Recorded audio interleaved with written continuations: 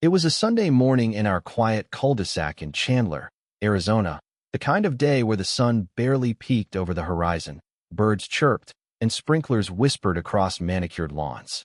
Everything screamed suburban perfection, until we turned onto our street and saw two glaring orange traffic cones blocking our driveway. A laminated sign, zip-tied between them, flapped in the breeze, driveway access suspended.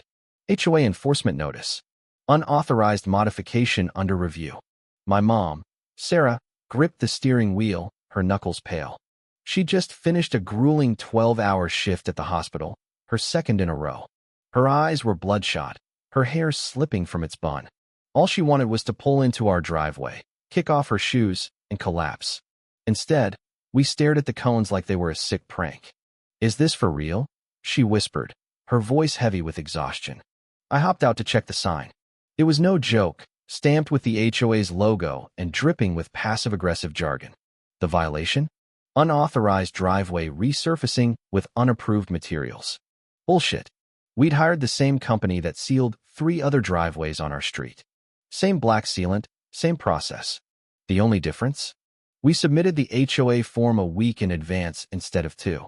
The form literally said, if no reply within 5 business days, assume approval.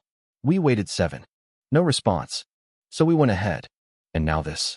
Sarah parked 3 houses down, dragging her aching feet across the sidewalk, around the cones, and up our lawn just to get home. Her silence screamed louder than any curse. Inside, my dad, Michael, was sipping his morning coffee, still in his robe, hair damp from a shower. He stepped outside when he heard the door slam, his mug held like a judge's gavel.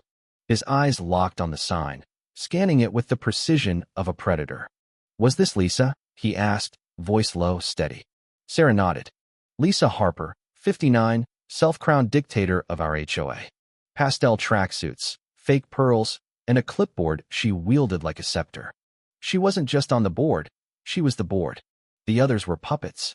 Her word trumped bylaws, and she had a vendetta against anyone who dared defy her. Over the past year, she'd fined neighbors for everything. Chipped mailbox paint, 2 tall sunflowers, even a garden gnome deemed unapproved. She was a tyrant in sensible shoes, and now she'd targeted us. Should I call her? I asked. Michael shook his head. No. She thrives on confrontation. That's her oxygen. He turned, walked inside, and shut the door like he was sealing a war room. That's when I knew this wasn't about cones or driveways anymore. This was about power. And Lisa had no idea who she just pissed off. The cones stayed put, mocking us for 6 days. Every morning, they were a slap in the face, a reminder, you're not in control. Sarah, still reeling from double shifts, parked blocks away, limping home under the Arizona sun. One morning, the heat gave her a nosebleed, and she sat on the curb, wiping her face, pretending it was fine. I saw Michael's jaw twitch, the first crack in his calm. Then the fine started. First, a $75 slap for trash bins visible after 9 a.m. Our security cam showed we'd brought them in at 9:03. Then $50 for unauthorized bush trimming. Michael had clipped one shrub. Next, $100 for our mailbox being matte black instead of semi-gloss, the same mailbox we'd had for 6 years. This wasn't enforcement, this was a vendetta.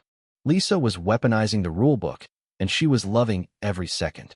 One afternoon, my little sister, Emma, 12 and quiet, drew a chalk flower on our sidewalk. Just a simple bloom with a smiley face. It washed away with the sprinklers, but that night, a $200 fine arrived for defacement of community property. Michael stared at the notice, his hands steady but his eyes burning. He folded it, walked to the back patio, and stood in the dark. I followed.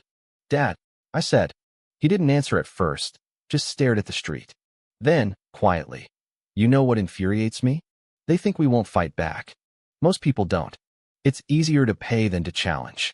He looked at me, and for the first time, I saw fire in his eyes. They're wrong.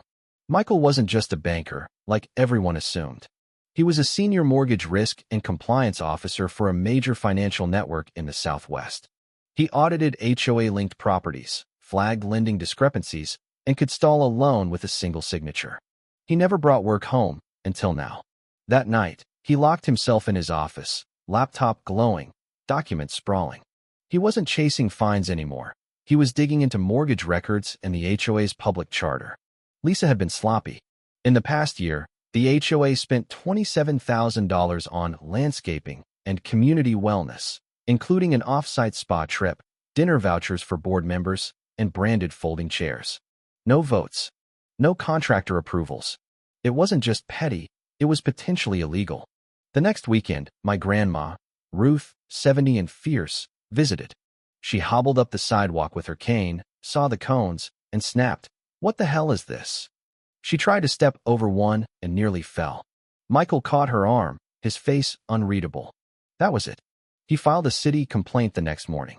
Lisa countered with photos of our driveway and a smug reference to Violation Clause 12C. The city, spineless, said they couldn't touch HOA matters. Dead end. But Michael wasn't playing their game. He was playing his. He started auditing mortgage applications tied to HOA board members. Most people don't know this, but HOAs often have cozy deals with specific lenders. Michael knew exactly where to look. Quietly, he flagged 3 applications, not rejected, just suspended for review. One board member's home refinance stalled. Another's vacation home pre-approval hit a snag. A third faced appraisal discrepancies. All legal, all traceable, but only to someone who knew the system. At the same time, he sent an anonymous tip to a regulatory body, citing the HOA's shady spending. That $27,000 spa trip? It could be classified as misuse of funds without transparent bidding. All of this unfolded in silence. No shouting, no lawsuits, just a ripple spreading underground. Then the letters hit. One morning, Lisa, in her signature pink tracksuit, grabbed a thick envelope from her mailbox. Her face went white. She glanced around, then bolted inside. The next day, 2 other board members got similar notices. Suddenly, Lisa's nightly compliance walks stopped. Her clipboard vanished. The HOA's group chat, once alive with smug bulletins, went dead. At dinner, Michael was sipping wine, humming. "You look relaxed," Sarah said. "I am," he replied, eyes glinting. That week, the cones disappeared.